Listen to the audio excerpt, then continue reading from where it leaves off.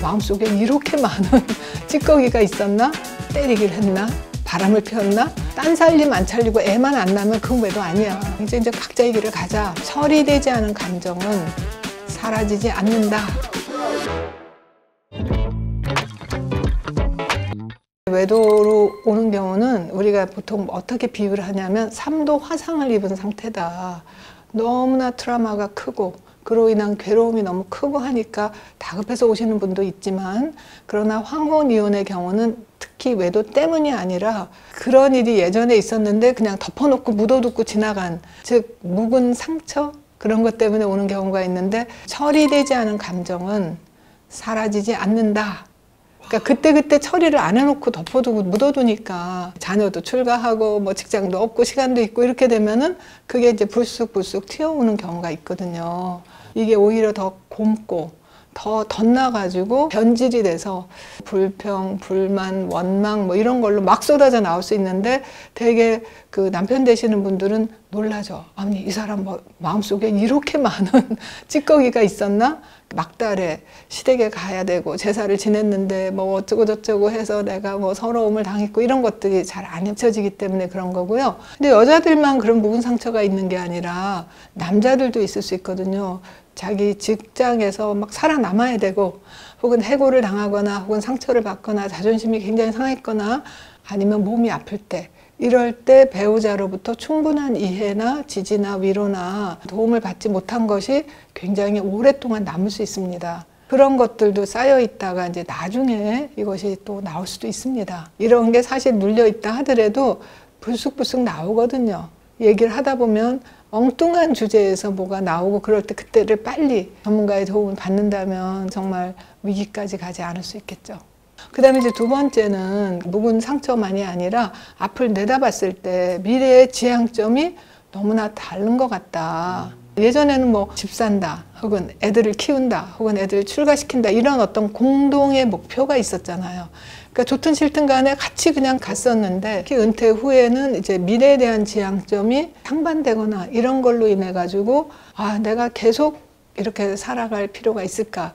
특히 뭐가 다를 때 많이 그러냐 하면, 자기 인생에서 꼭 이루고자 하는 꿈이 있을 수 있잖아요. 근데 꿈이 너무 다르다. 뭐 예를 들어서 남편은 나는 전원 생활을 하고 싶다, 고향으로 돌아가고 싶다 하는데, 아내는 나는 싫다, 난 도시에서 정말 문화생활 마음껏 누리면서 그러고 살고 싶다. 그래야지 친구들도 많이 오고 자식들도 사실은 도시에 있을 때 더 많이 오지, 시골에 가면은 병원 가기 힘들고 그 다음에 외롭고 하루 이틀 농사지 그것도 지치고 난 싫다. 이제 이럴 때 서로 지향점이 정말 달라가지고, 그래서 그걸로 아주 큰 갈등이 이제 각자의 길을 가자, 이렇게 되는 위기도 있습니다. 세 번째는 이 외도와 배반의 문제인데요. 보통 많은 사람들이 외도만 아니면, 남편들도 어떤 때는 그래요. 뭐 때리기를 했나? 바람을 피웠나? 그러니까 나는 잘못한 거 없다, 그렇게 생각하는 경우가 있는데, 여기서 크게 우리가 잘못 생각하는 부분이 있습니다. 첫째로 외도에 대한 개념이 다를 수가 있어요. 아내분의 경우 주로 어떻게 생각하냐면, 남편이 뭐 직장 동료건 혹은 동창생이건 농담을 주고받고 정서적인 친밀감을 주고받고 그런 것도 외도다 라고 생각하는 반면, 남편분들은 또 예전 분들은 어떻게 생각하냐면, 딴 살림 안 차리고 애만 안 낳으면 그건 외도 아니야. 회식 끝에 무슨 뭐 술집에 갔다가 같이 뭐 춤도 추고 뭐 어쩌고 하고 이런 건 뭐 사회생활 하려면 그 정도는 해야지, 여기에 정서적인 그런 건 없다. 이제 이렇게 하면서 서로 외도에 대한 개념이 달라서 그거 가지고 많이 싸우는 경우도 많거든요.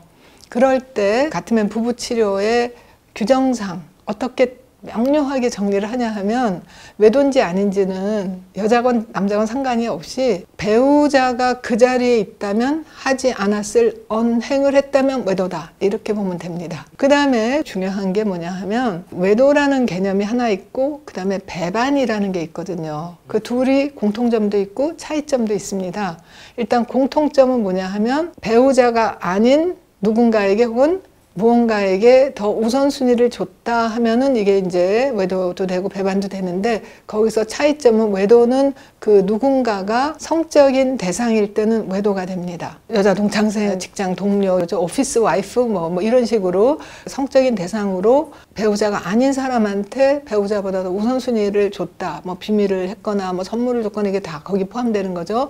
그럼 배반은 뭐냐? 역시 배우자가 아닌 어떤 대상인데 그것이 취미건 아니면 자기의 어떤 친구, 자기의 원가족, 식구들, 목표나 꿈, 종교, 부모님 뭐 이런 것에 더 우선순위를 둘 때는 배우자 입장에서 나보다 취미가 중요해? 나보다 당신 가족이 더 중요해? 나보다 친구가 더 중요해? 이제 이런 식으로 배반감을 느끼거든요. 배우자가 아닌 어떤 것, 어떤 활동, 무엇에 우선순위를 준다 하면 이거는 외도는 아니지만 배반일 수가 있다는 거죠. 그래서 우리가 일단 그렇게 이제 부부가 서로 갈등이 있을 때는 개념 정리부터 먼저 합니다. 우리가 같은 이야기를 해야지 이게 대화가 되는데, 이 사람은 이것이 외도라 생각하고 이 사람은 이것이 외도라 생각한다 그러면 싸움만 되잖아요.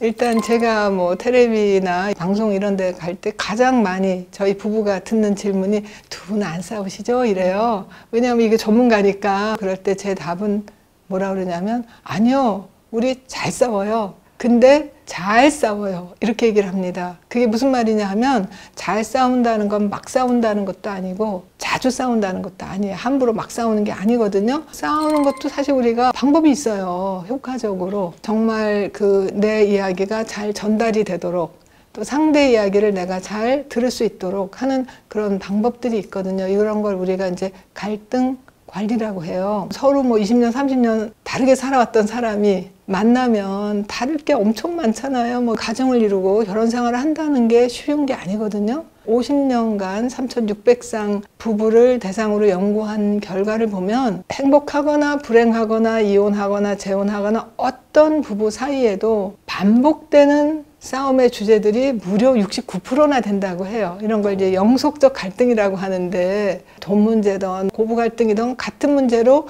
반복되는 것이 69%나 되고, 그때그때 우리가 풀릴 수 있는 상황적인 문제는 한 31%밖에 안 되니까, 그래서 우리가 갈등을 푼다, 해결한다, 해소한다가 아니라 갈등을 관리해야 된다는 거죠. 비유를 들자면 우리 고혈압, 당뇨 이럴 때 주사 한 방 딱 먹고 약 한 번 먹고 다 치료됐다 그러면 이거 가짜죠. 그럴 수가 없잖아요. 우리가 관리하는 거잖아요. 그래서 관계도, 특히 그 중에서 갈등을 우리가 관리하는 갈등 관리 기술은 배워야 됩니다.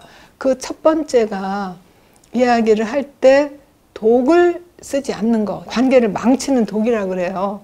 그게 비난, 방어, 경멸, 담쌓기라는 건데요. 이런 독을 쓰면 그 부부들은 어떤 갈등을 했느냐에 상관없이 결국은 94% 이혼으로 끝나더라. 우리가 독이 아닌 해독제의 방식으로 자기의 뜻을 효과적으로 정확하게 전달할 수 있고, 또 상대로부터 호응을 받을 수 있고, 상대의 말로 인해서 내가 변화할 수 있는 어떤 그런 방법들을 배우면 관계가 참 즐거워요. 그리고 부부싸움은 꼭 필요한 거예요. 왜냐하면 꼭 해야 할 말을 하는 거고 들어야 할 말을 듣는 거거든요. 그걸 안 한다면 마음에 차곡차곡 쌓이면서 둘 중에 하나예요.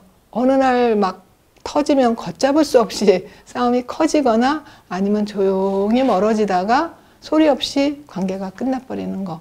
둘 중에 하나가 되겠죠. 고통, 그 다음에 뭐 이혼, 이런 거의 핵심은 단절이에요. 그러면 해결책은 연결이겠죠. 그렇게 보면 아주 답이 명료해집니다. 근데 이제 연결을 하려면 연결하는 방식을 배워야 돼요. 연결을 한다고 대화를 시도하는데 말투가 거칠거나 혹은 말에 비난, 방어, 경멸, 담쌓기라는 어떤 독이 들어가 있거나, 그렇게 되면 이게 연결이 안 되고 계속해서 더 상처가 되고 더 거리감이 생기게 될 수 있거든요. 역효과가 난다는 거죠.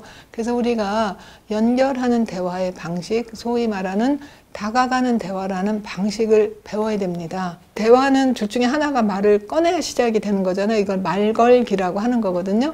아, 좀 방이 더운데? 라고 말을 꺼냈을 때 그것에 대응하는 방식이 세 가지 중에 하나랍니다. 다가가는 대화, 멀어지는 대화, 원수되는 대화. 원수되는 대화는요, 즉각 반박하거나 비웃는 거.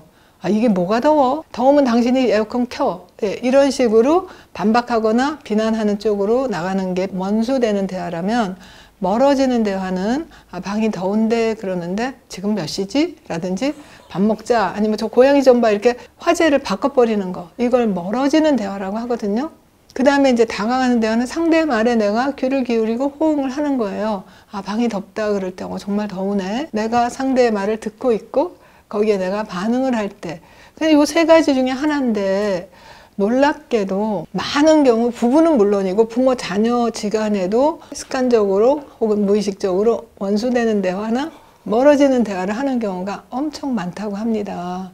그래서 이것만 알아도 우리가 연결이 되고 조율이 됩니다. 이런 것들을 배운다면 훨씬 더 행복하고 훨씬 더 잘 연결된 안정된 그런 사회와 가정을 만들 수 있지 않을까 그런 생각을 합니다. 건강한 관계를 위해서는 연결이 필요합니다.